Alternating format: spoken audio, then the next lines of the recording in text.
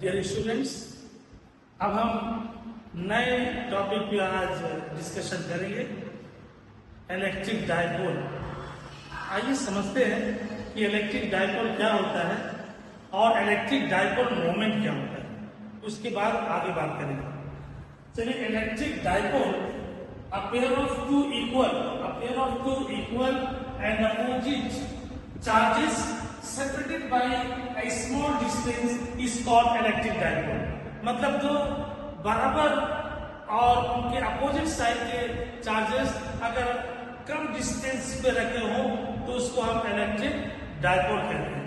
अगर बनाने के लिए देखें तो हमें ऐसे बनाना है, प्लस क्यू माइनस क्यू और 2l डिस्टेंस पे रखे।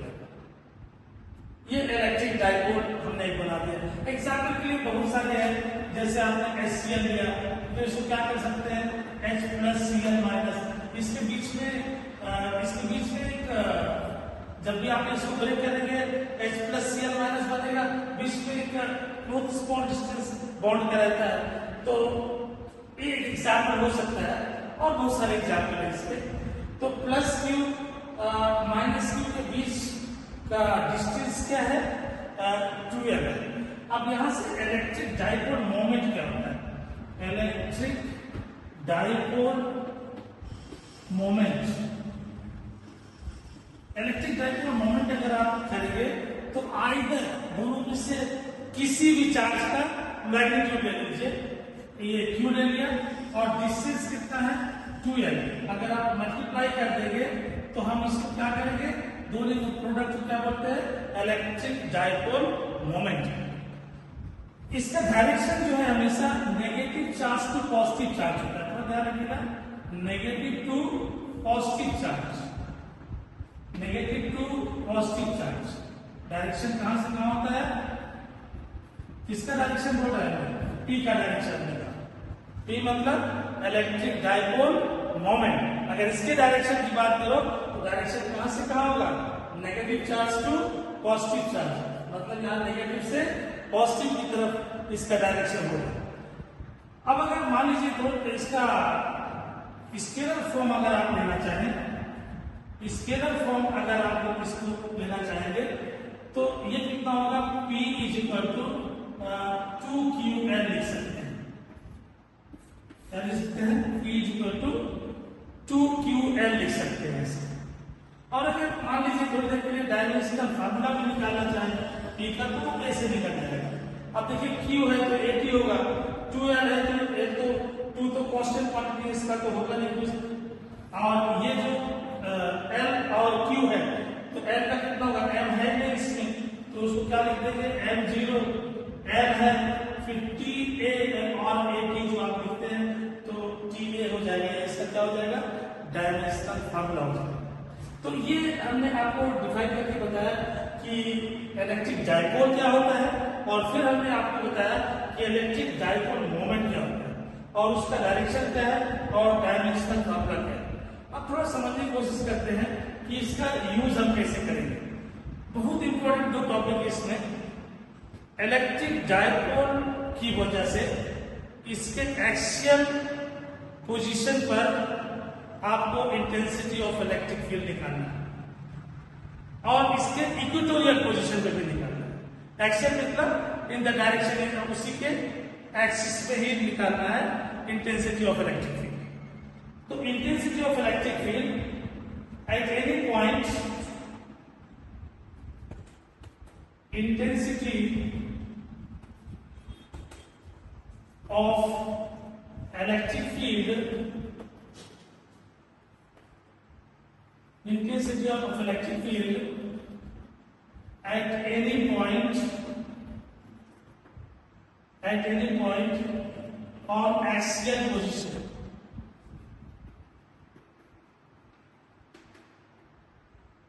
कहां पर फाइंड आउट करना है, एक्सियल पोजीशन पर इंटेंसिटी ऑफ इलेक्ट्रिक फील्ड आपको निकालना है। मतलब ये इंटेंसिटी ऑफ इलेक्ट्रिक फील्ड जो हम निकालना चाहेंगे वो एक्सियल पोजीशन पे फाइंड आउट करना है। एक्सियल पोजीशन पे जब फाइंड आउट करना है तो देखिए हम एक इलेक्ट्रिक डायपोल यहाँ पर हम बनाना चाहेंगे। देखिए ये इलेक्ट्रिक डायपोल है, प्लस क्यू है माइनस क्यू है और ऐसा 2l है तो ये l हो गया। 2l डिस्टेंस है तो वो पॉइंट लेकर के ए बी पॉइंट ले लिया हमने, ए बी पॉइंट ले लिया और इसके इधर या इधर, ये तो आपने क्या बना दिया, ये इलेक्ट्रिक डाइपोल बना दिया। आप इसको इस तरह बढ़ाए या इस तरह बढ़ाए, दोनों तरफ आप इसके क्या बनाएंगे, वो एक्सियल पॉइंट वहां पर मिलेगा जहां पर आप इंटेंसिटी ऑफ इलेक्ट्रिक फील्ड इस डाइपोल की वजह से निकालना चाहते हैं। जैसे हमने इसको आगे बढ़ाया देखिए, इसको इस तरह बढ़ा दिया तो इस पॉइंट पे हमने जो है मान लीजिए ये पॉइंट P है, इस पे हमने और any other point you can take because P तो यहाँ ऑलरेडी लेते आए हम लोग, तो इसका कोई पॉइंट हम ले लेते हैं, मान लीजिए इसमें Z पॉइंट ले लेते हैं, इस पे आपको निकालना है इंटेंसिटी ऑफ इलेक्ट्रिक फील्ड। तो हम किस पॉइंट पे इंटेंसिटी ऑफ इलेक्ट्रिक फील्ड निकालना चाहते हैं, Z पॉइंट पे। किसकी वजह से चाहते हैं, इस इलेक्ट्रिक डाइपोल की वजह से चाहते हैं। किसकी वजह से चाहते हैं, इलेक्ट्रिक डाइपोल की वजह से। अब देखिए यहाँ पर जो हमने यहाँ पर ले रखा है, इसको आप प्लस, अच्छा होगा कि इसको आप यहाँ माइनस बना लेंगे, थोड़ा इजी होगा सॉल्व करना, तो इसको प्लस लेंगे। एक ही बात है, प्लस करने आगे पीछे लिखा जा सकता है, कोई दिक्कत नहीं। तो अब देखिए यहाँ पर प्लस क्यू चार्ज की वजह से इंटेंसिटी ऑफ इलेक्ट्रिक फील्ड जब इस पे लेंगे तो प्लस से बाहर निकल जाएगा, तो ये हमने क्या ले लिया, E1। Intensity of electric field क्या हो गया, E1। और माइनस की वजह से इस तरफ आएगा, तो माइनस की वजह से इस तरफ आएगा तो ये हो जाएगा E2। और डिस्टेंस बिटवीन OZ, ये डिस्टेंस हमने ले लिया R, और दोनों बीच डिस्टेंस 2l है तो मिड पॉइंट से ये l हो गया, ये l हो गया। तो ये हमने आपको बताया कि ये क्या होता है। अब आगे बढ़ते हैं, यहां पर देखते हैं let AB is an electric dipole,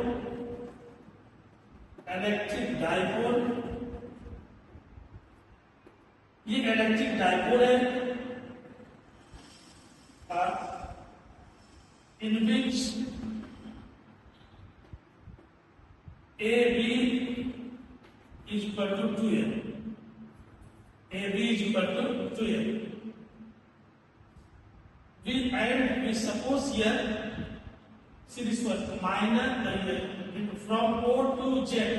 What is OZ? OZ is equal to R. OZ is equal to R. Therefore, what is BZ here? What is this BZ? B to Z. This is R, total R minus L. Up to here it is R and this is L. So R minus L. This is what? R minus L. This is what? R minus L. If it little more clear, it's clear. R minus L. AZ. What is AZ here?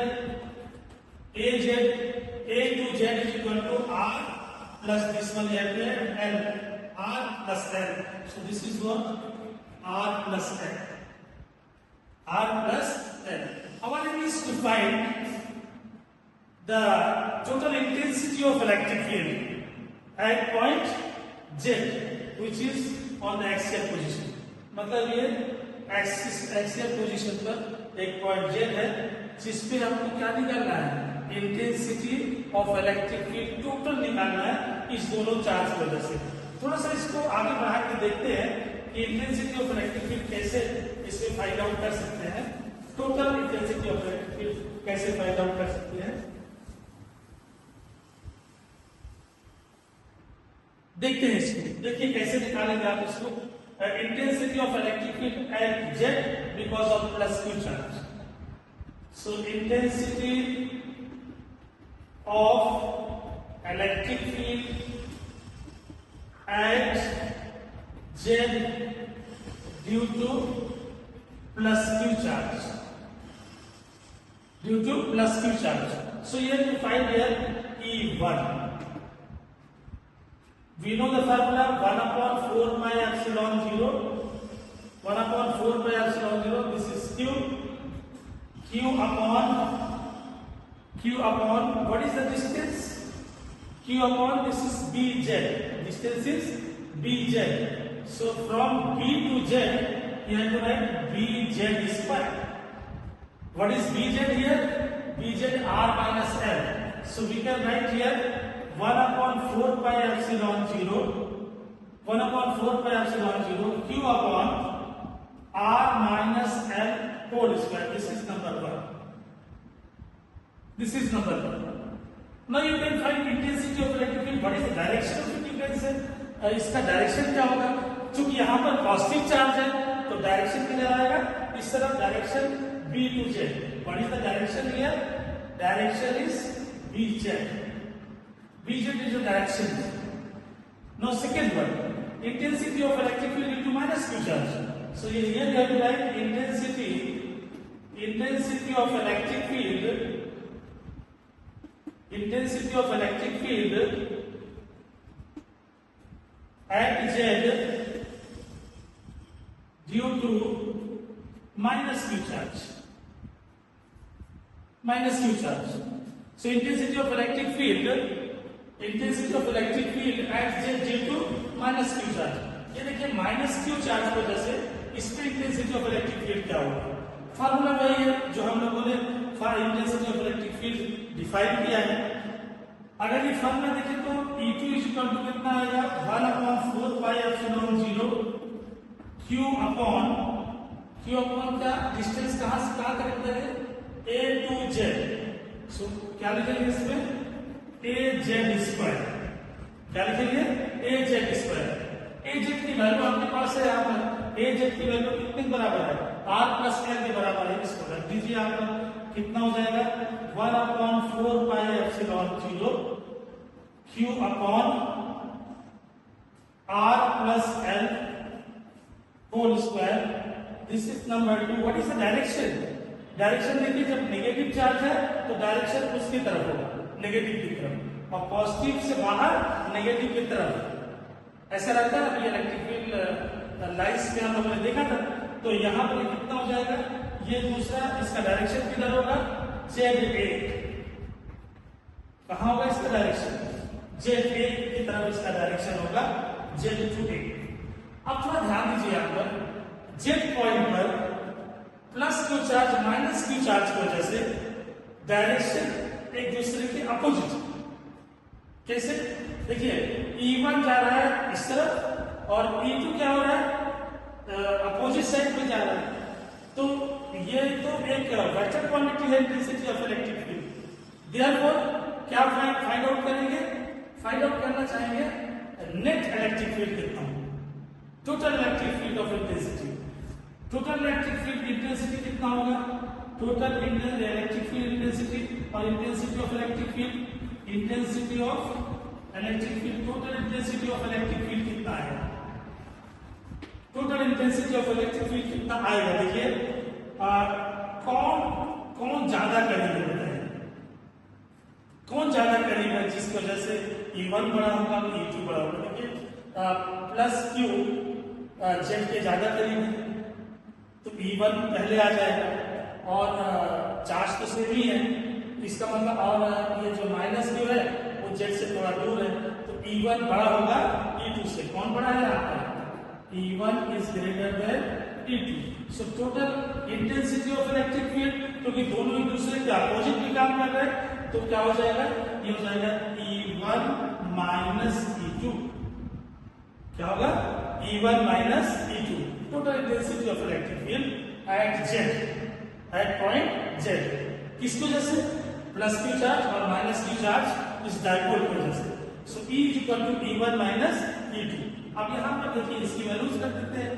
E1 की value आप रखिए कितना है? ये वाला E1 की value कितना है? 1 upon 4 pi epsilon 0 Q upon R minus L square minus कितना हो जाएगा? 1 upon 4 pi epsilon 0 1 upon 4 pi epsilon 0 Q upon R plus L whole square. R plus L whole square. ये जो आपका फैक्टर यहाँ पर आ रहा है. अब इसमें देखिए इसकी वैल्यूज आप रखेंगे. क्या करेंगे? इसकी वैल्यूज जैसी रखती है अब इसमें इसको सॉल्व करने की कोशिश करेंगे. देखिए ये वाला पोर्शन हमने लिख दिया था. अब इसी जगह पर हमको लिखना पड़ेगा. देखिए इसको हम अलग से लिखते हैं और सॉल्व करके कोशिश करते हैं इसको फाइंड आउट करने के लिए कि क्या निकल के आता है सामने. अब देखिए थोड़ा इसको, जब भी हम इसको सॉल्व करेंगे तो क्या आना चाहिए वो देखने की कोशिश करते हैं। इसमें कॉमन देखिए क्या आ रहा है, क्यू अपॉन, क्या कॉमन आ रहा है, E is equal to Q upon 4 pi epsilon 0 common हो गया, तो ये कितना हो जाएगा 1 upon R minus L whole square minus कितना 1 upon R plus L whole square. LCM ले लीजिए, एलसीएम लीजिए कितना आएगा क्यू अपॉन 4 पाई एप्सिलॉन 0, यहां पर कितना आएगा R minus L whole square, R plus L whole square के लिए यहां पर आ जाएगा R plus L whole square, इसको यहां लिख देंगे R minus L whole square, ऐसा आएगा। अब देखिए यहां पर A square minus B square का फॉर्मूला लगा देगा, कौन सा लगाएंगे, ये पूरा क्या है A square minus B square, जब भी फॉर्मूला लगाएंगे तो क्या आएगा बताइए 4 पाई एप्सिलॉन 0, एक बार प्लस हो जाएगा R plus L plus R minus L, एक बार ये माइनस हो जाएगा, तो आर प्लस एल माइनस, जब भी ये माइनस होगा बीच में ये प्लस हो जाएगा आर प्लस एल, और नीचे क्या होगा देखिए इन दोनों में स्क्वायर है तो a minus B A plus B हो जाएगा, R square minus L square, A plus A minus B A plus B, A square minus B square, उस हिसाब से R square minus L square, और दोनों में पावर है तो इसको हमने स्क्वायर लगा दिया, क्योंकि दोनों का पावर एक साथ ले सकते हैं, a minus B A plus B लगा दिया हमने। अब यहाँ पर देखिए क्या कैंसिल हो रहा है, यहाँ पर ये एल एल कैंसिल हो रहा है, यहाँ पर ये आर आर कैंसिल हो रहा है। अगर ये कैंसिल होगा तो क्या आएगा बताइए क्यू अपॉन 4 पाई एप्सिलॉन 0, यहाँ पर कितना होगा ये 2r इनटू कितना आ गया ये 2l, यहाँ पर कितना आया R square minus L square whole square, क्या है। अब देखिए इसको और क्या कर सकते हैं 1 अपॉन 4 पाई एप्सिलॉन 0, यहाँ पर क्या होगा क्यू अंदर ले लीजिए कितना होगा 2r इंटू 2ql, ये क्यू अंदर चला गया तो 2ql हो जाएगा, कितना हो जाएगा R square minus L square whole square, 2ql is equal to क्या होता है बताइए, ये अभी आपने देखा p होता है इलेक्ट्रिक डाइपोल मोमेंट, तो इसकी वैल्यू आप रख देंगे तो कितना आ जाएगा ये आएगा 1 अपॉन 4 पाई एप्सिलॉन 0, ये हो जाएगा 2pr upon R square minus L square whole square.